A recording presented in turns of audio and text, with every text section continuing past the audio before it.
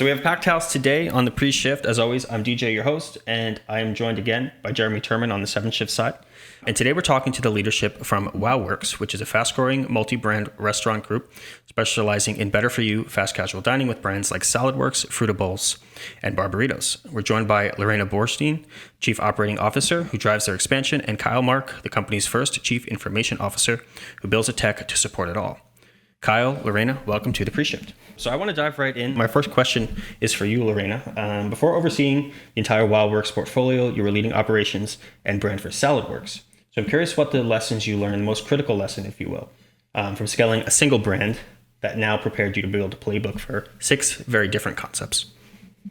That's a great question. And I think at Saladworks and even before Saladworks at Rita's, with scaling any brand, it's all about creating repeatable systems, building consistency, but maintaining some flexibility. Flexibility with how you execute locally to allow the franchisees to really grow their business locally, but also flexibility to understand that the system you build today might have to grow and evolve because we're in a really changing time, especially with technology. Absolutely. Kyle, so your path is super unique. You started as an Apple genius in consulting and now the first Chief Information Officer at WOWorks. So how does that frontline customer-facing experience that you had at Apple and in your previous roles influence kind of how you choose what technology franchisees use for the brands at WOWorks today? Yeah, I think, one thing Apple does really well is they make something really complicated seem super simple, right? Like a lot of times you hear it just works. And so that I kind of use that filter when we're looking at any kind of technology, use that filter to say, is this going to be simple? Is it going to make our franchisees want to use it? Is it going to be reliable? I mean, that's a big piece, right? Like no franchisee, no customer wants downtime or something super complicated. If it's not reliable and simple, they're not going to use it. The guest isn't going to want to use it. We've seen that with, things like kiosks. We've hit road bumps and we've gone back and remade the menu to make things easier. So anything that, is simple or seems simple, take something complicated, makes it simple is kind of a key factor for us. Awesome. So this question is to both of you. I can let you choose who wants to answer first. So you both stepped into these kind of broad roles that oversee a lot of different restaurants. So I'm curious the biggest challenge that you had either on the operations or the tech side that you wanted to solve first to kind of enable the growth that you guys have been on. What was the first thing that you went to go fix, if you will? Well, I think the first thing we did as WOWorks, as a even broader WOWorks leadership team, was come up with what we call our one WOW way. So picking the way that we're going to do everything that we can share across our brands. So whether that's supply chain, technology, marketing, the way we approach communication. So establishing that before we even got in to look at the brands. For me personally, I would say that as we've added brands to our portfolio, it's getting that standardization and consistency on the brand level, for the brand specific standards like menus and recipes and procedures, so that we can then roll them into our one WOW way to everything else, which is really what allows us to grow fast and with confidence that we're doing things consistently. Also, just a quick follow-up to that. How do you maintain that consistency within, the WOW way, but also having all these different brands, like the different restaurants, and how do you prevent them from feeling too similar? I think what's most important is that we listen to the people on the front line. We really seek to understand the brand itself and the brand personality. Just because everything that is the foundation of the brand is the same in the back end, that doesn't mean it's the same to the guest. The food's very different. The voice of the brand is very different. All those marketing aspects are very, very different. And the things that we are standardizing on the back end, we work hard to communicate with the franchisees so that, and their teams, and that they can communicate with their teams. We define what it is we're trying to standardize. We make sure we get alignment and buy-in, and then we move forward. And Kyle, just to go back to the question, as you stepped into the new role of Chief Information Officer, what was the biggest challenge that you had to solve on the tech side? Yeah. So, when I came in, it was really only 3 brands at that point. And all 3 brands had completely different tech stacks, different POS, different online ordering, different loyalty, everything. And we kind of had a decision to make at that point. Were we going to allow each brand to keep their own systems, keep their own processes for technology? And there's other platform companies, multi-brand companies that do that, right? Like different brands have different systems, and it can work. But we decided, just for simplicity's sake and for growth, basically the same one wow way for technology: a single tech stack, one POS, one online ordering, one loyalty, one everything to rule them all. And so kind of making that change, and actually even just initially deciding what those systems were going to be, was the biggest challenge for us. And initially we came in with kind of this preconceived notion that was going to be at least one POS, or one online ordering, that we ended up pretty quickly switching away from and choosing a different one. So that all started extremely quickly and early on. I want to dive into that, Kyle. So I think the unified tech stack, the One Wow way, is such a unique approach, and you guys have found success with that. You mentioned this spot on, which is you have to identify what makes sense for each individual brand when operationally they're different. Can you walk us through like how you identified those vendors and what process you did to hold true across POS, online ordering, loyalty, etc.? Yeah, I mean, Lorena kind of talked to this a bit, but our brands are operationally fairly similar, right? I mean, they're not customer facing similar, like they're different brands, and marketing plays a big piece of that. But, behind the scenes, on the back end, back of house, they're actually very similar. They're all, fast casual, a little bit of difference in either walk the line or order ahead, but that kind of made it a little bit easier, right? Like the same technologies would generally work. We don't have any, table service, we don't have any bars, things like that. So that kind of allowed us to, have a little bit more room to pick the right POS for a fast casual or a quick service, right? So, or, online ordering, in my opinion, like there's, a best in class in online ordering, or, loyalty, as long as we can, integrate into our other systems, that makes a lot more sense. So it seems hard initially if you don't realize that on the back end, that one wow way for operations and everything, like all of that, having a single mainline supplier, all that makes technology that much easier. I definitely want to learn a little bit about that. But before we get into that, is there like a recommendation or best practice that you have for how you converted all the franchisees off of the old technology to the new technology? And I'll just share to, other operators that are listening, we took what's 40 barbaritos alongside Q and implemented Q in 7 shifts and online ordering with Olo in 2 months, 60 days, which I think is record pace. So like how have you guys been able to do that? Yeah, it's We not have a easy. great team, obviously. If that's not the answer, that's not the approved Yeah, answer. no, I mean it's. I will say it gets better every time we do it. Yeah. We learn every time we do it, and we've done 4 of the 5 of them now. So I kind of go into each one of them. There's a quote that I heard. It was like, everything is, what is it, messy in the beginning and beautiful in the end. Like, that's not the full quote, but it's hard, right? And you've got to go in with eyes wide open. You've got to tell the franchisees and be upfront with them that, hey, this isn't going to be easy. There's going to be pain, but in the end, it's going to be well worth it. And I think, we've really been able to show our operators and our franchise partners just that. Like, if you see a 30% uptick in digital orders that directly correlate with your tech stack change, it's hard to argue against it at that point, right? So being upfront with them and not sugarcoating anything, telling them like, there's going to be pain points. We're going to get through them. We're going to listen to you. We'll have regular meetings. We'll talk about this, and you're not going to just kind of sweep anything under the rug. Just that transparency is a key piece of it. That's the exact word I was going to add. It's just being transparent upfront on the why we're doing it, exactly how we're going to do it, and that there are going to be challenges, but they won't be alone with those. And I think, what makes it possible to go fast is just a team of people who are really responsive to the franchisees. I mean, that's it. If it was a corporate system, it would certainly be a lot easier to make that change. But an all franchise system, it requires frequent communication. Yeah, Lorena, let's dive deeper. So, from an operator's perspective, right, the unified tech stack makes the life easier for someone that like is looking to build their own tech stack. Like, how would you go through that operational like analysis to find their best tech stack that is like fully integrated as one system?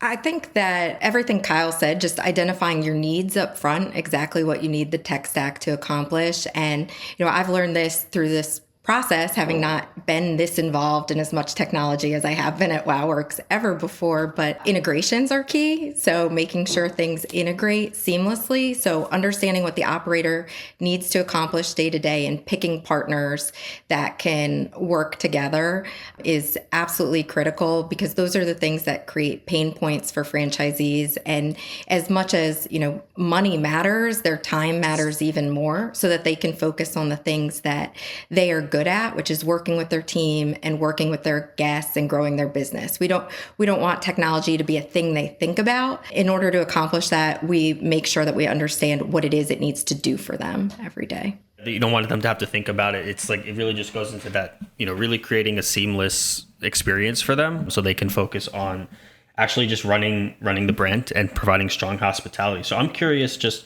before we kind of move over to some of the impact and results that you guys have had with the integrated tech stack, how do you switch hats? How do you go from Saladworks to Barbaritos? And tactically, I know we mentioned obviously going back to, the WOW way, what are some of the, smaller or more intentional things you do to ensure each brand has its own identity? I mean, for us, I think it's about our structure, our cadence of communication. So, we make sure that we have individual brand calls with the franchisee groups. We have advisory councils that are brand specific, and we're hearing from them what's important at their level. From their perspective, I don't think that they think about WOWorks and what we're doing every day in the other brands, except for unless they are doing, what our goal is, which is trying to develop multiple brands in the same market. And then when that happens, that's what's really special about what we're doing is, you're able to operate a Saladworks, Barbaritos, or Frutta Bowls in different venues or in a co-brand location. And it is all seamless because everything looks the same. You're ordering from the same vendors. You have the same pricing structures, the same communication, the same technology.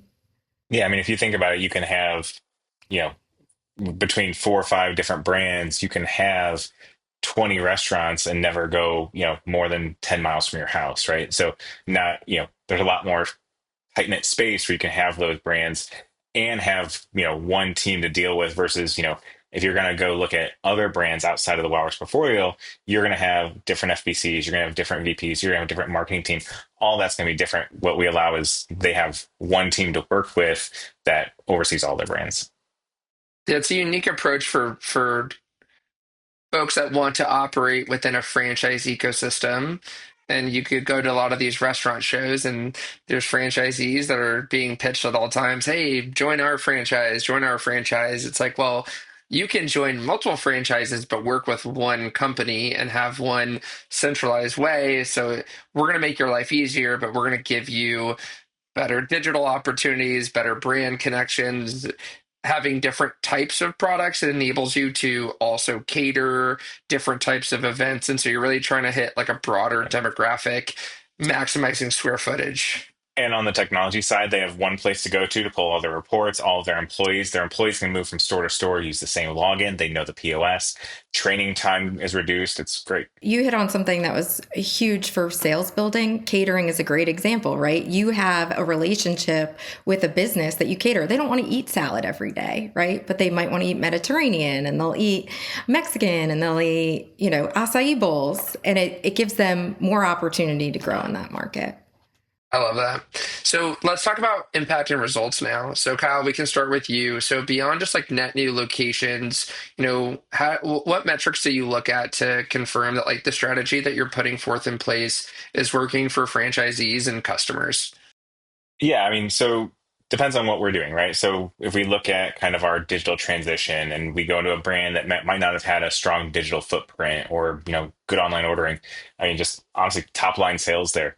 We see, I mentioned we had a brand that we did 30 to 35% uptick the day we moved them over to the new tech stack, and literally, I mean, correlates to the day. So we can prove that that change was a direct effect from the transition. Or if we look at, if we're putting in kiosks, what does check average look like? Is that improved? What's food costs look like? Labor, if we're putting in 7 shifts, are we able to drop down our labor costs? So that's kind of, it's it's your standard metrics, but being able to correlate them to the changes you're making is it's generally the hardest part, but the most impactful. And from an operations side right now, like what are, I guess, maybe the top key metrics that you're constantly looking at every day, every week? The number one thing we're always thinking about, talking about, looking at is franchisee profitability, because at the end of the day, nothing's scalable if franchisees aren't making money. All these initiatives, all of this always ties back to, are they making more money than they were before we made this change? Whether that be, like Kyle said, reducing the labor costs with, 7 Shifts partner, reducing food costs. That's number one for franchisees. And the other thing that I think for most changes we make that are guest facing, we're always looking at guest experience scores. So like a Google score, online reviews, how we're doing, how is the guest, how's the user experience being interpreted in the field, the things that we're making, because most of these changes do impact the guest, whether it be because, we complicated the operations and the franchisee is now understaffed and they're not getting good service, or they don't like the technology, or they love the technology.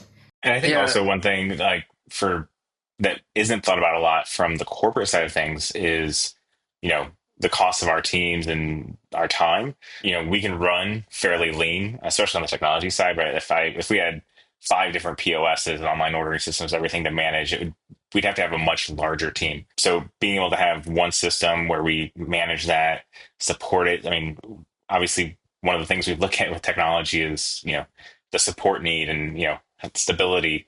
We can run a fairly lean team, and that's a big cost savings for the corporate side. I love that. Got to be efficient, especially. I don't know, think we touch on AI today, but if we have some time, we'd love to ask a question around there. You mentioned a key piece around integrated loyalty and ordering. Like that has to, across all the brands, be a pretty large data set. And so would just be curious if there's any insights that over the last 6, 12 months that you guys have seen that's led to like real changes in marketing and how you guys are utilizing that data to operate more efficiently as a business. Yeah, I mean, I think we're pretty early on in using that data. We're, in the process of implementing a CDP and allowing our marketing team to utilize that data a little more effectively. Um, but I think for us, where we've used it so far the most is, knowing when to pivot early on, right? Like if something's not working, we can see it a lot quicker now with a single data set and as large as it is. If we need to make a change, I had mentioned we ran into some roadblocks with kiosk early on, and we saw right away like something's got to change here. We did a deep dive and decided, we've got to change the way we build some of our menus and allow what we allow our guests to do on them to kind of ease that transition and make it a little more frictionless. So I think right now it's speed to change. Obviously, that's going to change a lot with allowing our marketing team to reach out to different guests and do a little less spray and pray and more targeted advertising. But right now, we're just in the very early stages of that. For sure. I think that like even we at 7 Shifts, as we look at like how do we use the data that we have to help empower operators, like we're gonna hit a really unique and like almost like inflection point with how fast AI can help process and synthesize. And we've been building a sales forecasting tool that has looked at historical sales and labor, and that's been machine learning and AI for a long time, but like now that's mainstream. So would be curious from either your perspectives, like how are you guys evaluating AI in both like the partners like a 7 Shifts, how you use that versus finding and adding AI tools like to your own toolkit? Right now, it's so early on, like a lot of it is conversational, right? So talking to our partners and seeing how they feel about AI, what their kind of roadmap is, because a lot of them, even if they have something implemented, it's early on. I mean, you guys are a little more ahead of curve than most, I'd say, but a lot of it is a discussion point on, okay, what do you guys see in the future? What is your plan to use it? Or looking at what they currently have and how they've iterated it so quickly in the past year. I mean, if we think about it, it's ChatGPT 3.5 was what, 2.5 years ago. So a lot has happened in a very short amount of time, and seeing how different partners look at those, what they've implemented so far, what they've done to change it, what they've done to improve it. Are they doing that continuously and quickly, or are they kind of sitting back and waiting to see what happens? So It's not necessarily looking at what they have right now, because I would say most partners don't have a lot right now.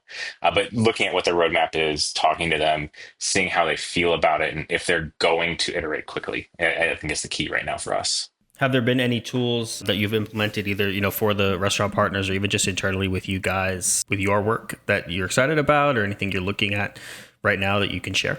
We've played around a lot with a lot of different things. I think our data team has done, some interesting things with different AI tools around like natural language. And we haven't rolled this out to necessarily to the field yet, but it's something like you'd want a franchise business consultant to be able to just naturally talk about what they want to see and get that information back. Those options are still limited right now, but that you can clearly see that in the next few months that will be there. But right now, like, that's some of the things we're playing with that we haven't been able to roll out yet. But I think it's very young, but internally, even our data teams are able to use something along those lines to get easier, faster reporting, turn around those reports for people quicker. That's a big deal for us. Yeah, I think that's, we're playing with it. We haven't rolled anything out, Sure. but it's, in process. Nice. So like natural language being, someone who's not as tech savvy with data can say, ask questions simply, how were my sales last week compared to the week before that? And, be able to spit that out to them and give them those insights, or,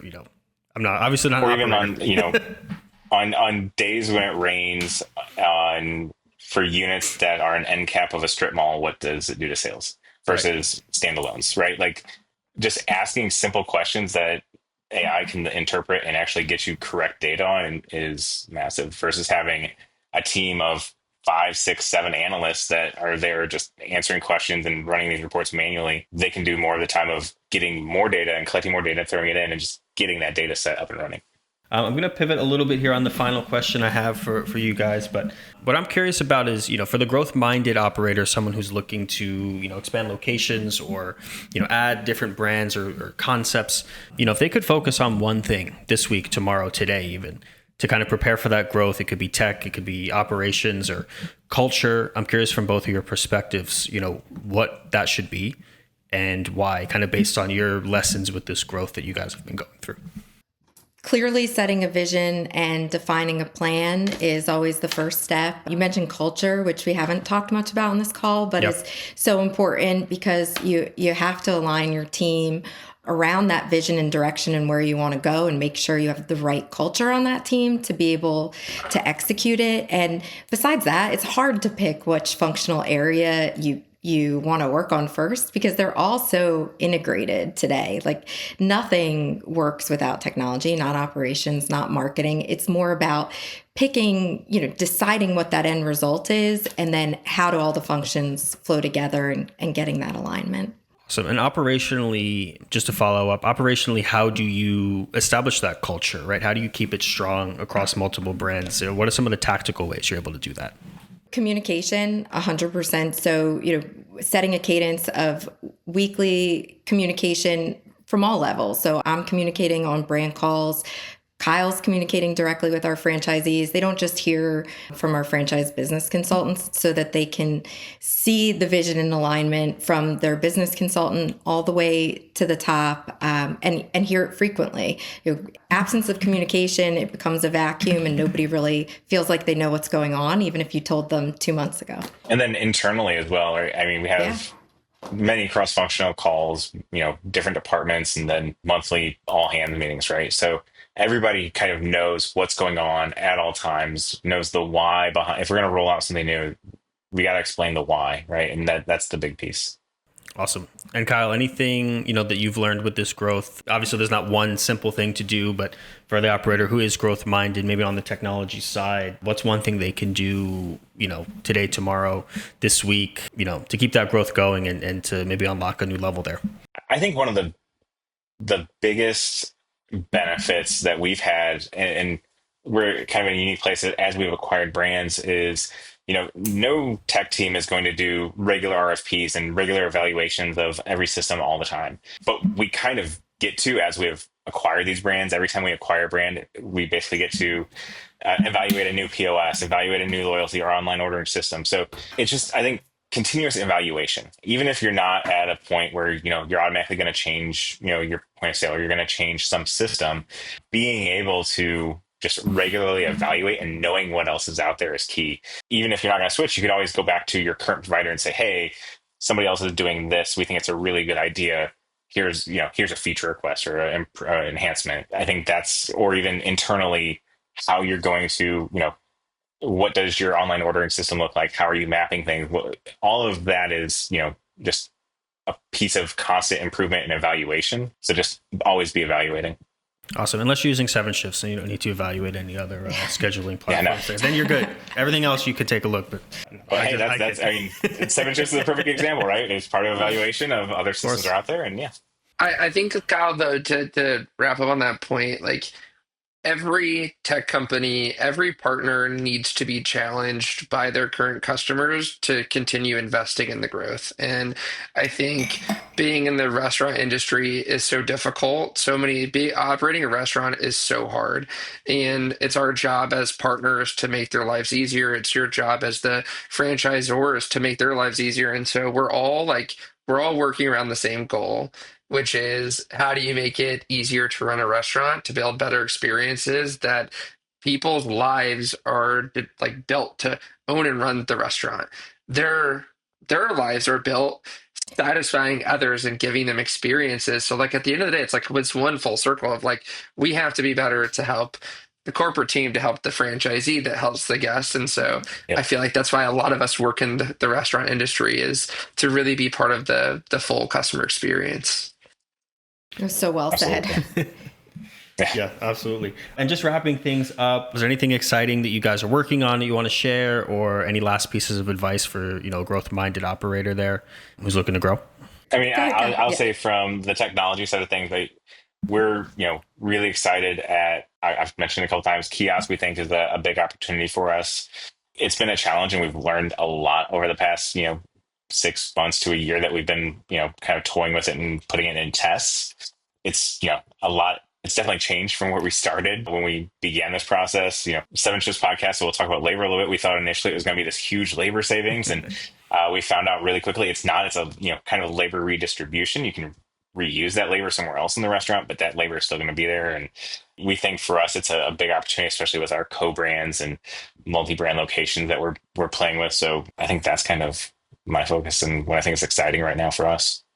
Yeah, and I was going to talk about co-brands in what we're doing. It's the ultimate goal, and it takes away, you said it, the restaurant industry is very difficult. It's a challenge to make money. You have to operate at the top of your game all the time. So what our multi-brand system allows us to do with co-brands is be more efficient with those fixed costs, with that rent, and operate multiple brands. And I think some of the changes that we're making and the way that we're doing co-brands is a great opportunity for our franchisees to be more profitable. The advice I'd give is, don't be afraid to try new things because it's always evolving. Try something. If it doesn't work, get rid of it, and get rid of it fast, but then try something else, because there's so many different ways to make this work. You just have to find what fits for what you're doing. Absolutely. On the tech side, I'd love to say move fast, break things. So yeah. It's for us, it's fail fast. If you're going to fail, do it really early on, see that's going to happen, get rid of it. But not to say don't put the effort in to do it right to begin with. So Absolutely. And if folks want to work with you guys or just curious to learn more about WOWorks, where is the best place to find you? You can reach out on LinkedIn, obviously. Yeah. LinkedIn for sure. Awesome. Well, Kyle, Lauriena, thank you so much for joining Jeremy and I today. Some great stuff here, and just appreciate you taking the time out of your day. Thanks for having us. Absolutely. Thank you guys. Thanks for having us. Absolutely.